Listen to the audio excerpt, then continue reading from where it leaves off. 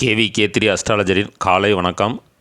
இப்போ IPL match 2024 பொறுத்த வரைக்கும் முற்றிலும் ஜோதிட ரீதியான கணிப்பு தான். இலவசமாக தான் வீடியோ பதிவு பண்ணுறேன்.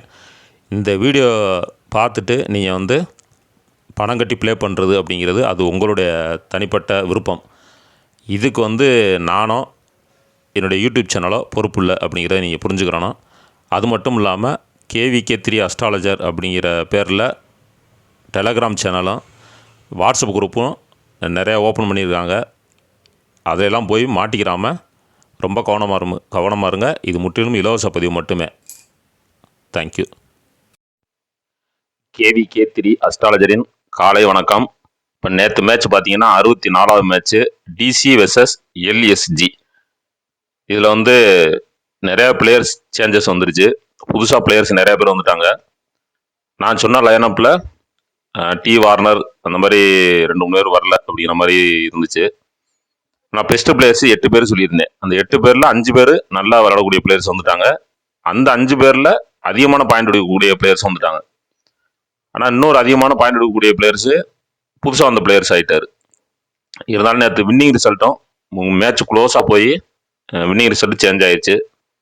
வழக்கம்போல சொன்னது தான், வின்னிங் ரிசல்ட் சேஞ்ச் ஆகிட்டே வருது. ஏன்னா கிரகங்களுடைய அமைப்பு இப்போ லாஸ்ட் மேட்ச் எல்லாமே அப்படிதான் இருக்கு. இந்த குரு என்னைக்கு கார்த்திகை நட்சத்திரத்தில் வந்தாரோ அன்னையிலேருந்து சரியாக கணிக்க முடியலை. வின்னிங் ரிசல்ட்டும் சரி, பிளேயர்ஸ் நிறையா புதுசாக ஆள் வந்துகிட்டே இருக்கிறதுனால கொஞ்சம் குழப்பமாக தான் இருக்குது. இப்போ இன்னைக்கு மேட்ச் என்னன்னு பார்த்தோம்னா 65வது மேட்ச்சு.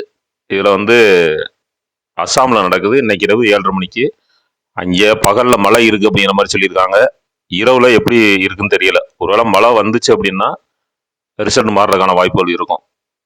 ஏற்கனவே சொன்ன மாதிரி பார்த்துக்கிறோங்க. இப்போ டிசியை இப்போ ஆர்ஆர் பிபிகேஎஸ் இன்னைக்கு விளாட்றாங்க.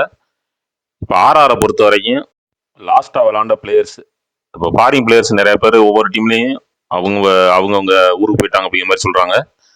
இப்போ ஆர்ஆரில் ஜே பட்லர் அவர் இல்லை அப்படிங்கிற மாதிரி இருக்குது. ட்ரீம் லெவனில் இல்லைங்கிற மாதிரி சொல்லியிருக்காங்க.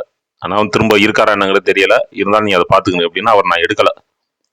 இப்போ ஆர்ஆரில் சாம்சன் கேப்டனாக இருந்து கடைசி விளாண்ட பிளேயர்ஸ் லிஸ்ட் என்னன்னா Y Jaiswal, S Samson, R Parag, D Jurel, S Dube, R Ashwin, T Boult, A Khan, S Sharma, Y Chahal, N burger.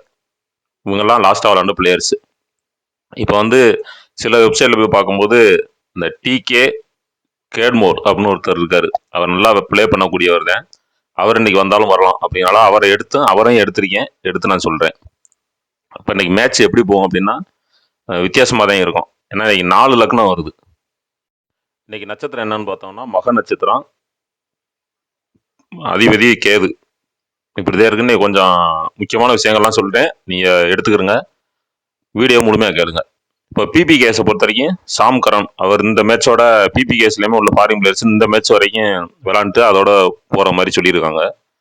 இன்னைக்கு இவங்கெல்லாம் ப்ளே பண்ணுவாங்க அப்படிங்கிறதுனால P Singh, J Bairstow, R Rossouw, S Singh, J Sharma, S Curran, A Sharma, H Patel, R Chahar, A Singh, V Kaverappa லாஸ்ட்டாக 2 விக்கெட் என்ன போட்டிருந்தாரு. H Brar அவர் எடுத்திருக்கேன்.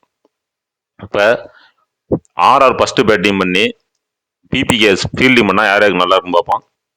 ஆர்ஆர் ஃபர்ஸ்ட் பேட்டிங் பண்ணால் Y Jaiswal, T K Cadmore, S Samson, R Parag, R Ashwin, T Boult, Y Chahal இவங்களை எடுத்துக்கலாம். பிபிகேஎஸ் ஃபீல்டிங் பண்ணால் J Bairstow, J Sharma, S Curran, H Patel, A Singh இவங்களை எடுத்துக்கலாம். இப்போ பார்த்தீங்கன்னா 12 பேர் வருது. நேற்று 11 பேர் சொன்னேன், நீ 12 பேர். ஏன்னா அந்த டிகே கேட்மோர் அவரை எடுத்ததுனால அந்த 12 பேர் வருது. இப்போ மேட்ச்சு அதுக்கடுத்து பார்த்தோம்னா பிபிகேஎஸ் ஃபர்ஸ்ட் பேட்டிங் பண்ணி ஆர்ஆர் ஃபீல்டிங் பண்ணால் யார் யாருக்கு நல்லா இருக்குன்னு பார்ப்போம். P Singh, J Bairstow, R Rossouw, R Rossouw, அதுக்கப்புறம் சாம் கரன், ஆர் சகார் இவங்களை எடுத்துக்கலாம். ஆர்ஆரை பொறுத்த வரைக்கும் Y Jaiswal, R Parag, S Dube, R Ashwin, T Boult, A Khan, S Sharma இவங்களை எடுத்துக்கலாம். இப்போ இதில் 12 பேர் சொல்லியிருக்கீங்க. இப்போ ஆர்ஆர் ஃபஸ்ட்டு பேட்டிங் பண்ணால் 12 பேரும், பிபிகேஎஸ் ஃபஸ்ட்டு பேட்டிங் பண்ணால் 12 பேரும் சொல்லியிருக்கேன். இதில் பெஸ்ட் பிளேயர்ஸ் எடுக்கிறது கொஞ்சம் ரொம்ப சிரமமாக தான் இருக்குது. ஏன்னா இன்னைக்கு 2 சைடுமே 50-50 தான் இருக்குது. 2 கேப்டனுக்குமே சமமாக தான் வருது. என்னமோ தெரில, வரக்கூடிய மேட்ச் பூராமே அப்படி தான் வருது. சரி, என்னன்னு எனக்கு தெரிஞ்ச விஷயத்த சொல்கிறேன். நீங்கள் அதுலேருந்து லைனப் விட்டதுக்கப்புறம் சேஞ்ச் பண்ணி போட்டுக்கிறங்க. இப்போ ஃபர்ஸ்ட் இன்னிங்ஸை பார்த்தீங்கன்னா விருச்சிக லக்னத்தில் 45 நிமிஷம் தான் நிற்கிது. டாஸ் போட்ட உடனே சொல்கிறேன். அதுக்கப்புறம் தனுசு லக்னத்தில் 45 நிமிஷம், மொத்தம் 1.5 மணி நேரம் கணக்கு ஒரு இன்னிங்ஸு. செகண்ட் இன்னிங்ஸு தனுசு லக்னத்தில் 45 நிமிஷமும், அதுக்கப்புறம் மகர லக்னத்துக்கு போயிடுது 45 நிமிஷம். இப்போ 4 லக்னம் வந்துடுது. 2 லக்னம் அப்படின்னா கூட ஓரளவுக்கு கணிச்சிடலாம். அது 4 லக்னம் வருது. இப்போ எந்த அணி வின் பண்ணும் அப்படின்னா, எந்த அணி ஃபீல்டிங் பண்ணுதோ அந்த அணி வின் பண்ணுறதுக்கான வாய்ப்புகள் அதிகம். டிஎல்எஸ் மெத்தட் வந்துச்சுனாலும் வரலைனாலும் ஃபீல்டிங் பண்ணுற டீம் வின் பண்ணுறதுக்கான வாய்ப்புகள் அதிகம். இப்போ டாஸ் போட்ட உடனே ஃபர்ஸ்ட் பேட்டிங் எடுக்கிற டீம் லாஸ் அப்படிங்கிற மாதிரி எடுத்துக்கிறங்க. அது ஆர்ஆராக இருந்தாலும் சரி தான், பிபிகேஎஸ்ஸாக இருந்தாலும் சரி தான். மேட்ச் சிச்சுவேஷன் எப்படி போகும் அப்படின்னா, ஃபர்ஸ்ட் பேட்டிங் பண்ணுற டீமில் ஒரு 45 நிமிஷத்துக்கு விக்கெட் விழுகாது.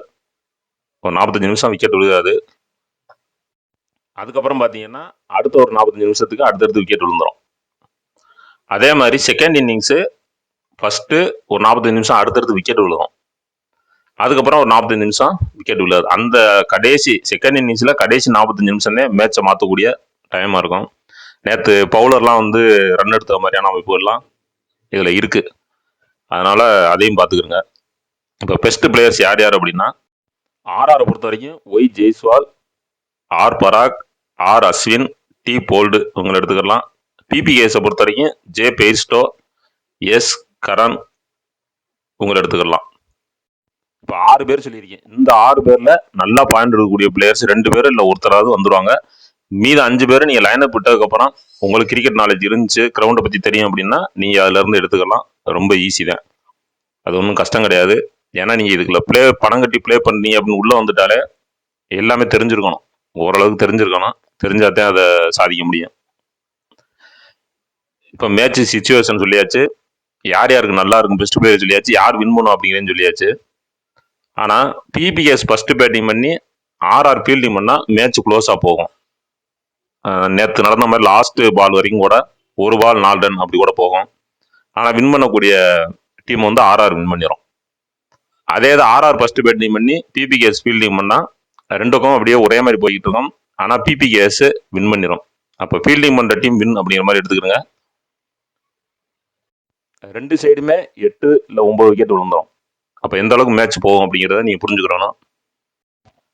அதிகமான பாயிண்ட் எடுக்கக்கூடிய பிளேயர்ஸ் வந்து நேற்று மேட்ச்சில் விக்கெட் கீப்பர்லேயும் பவுலர்லேருந்தே இருப்பாங்க அப்படின்னு சொல்லியிருந்தேன். அப்படி தான் வந்திருக்கு நேற்று மேட்ச்சை பொறுத்த வரைக்கும்.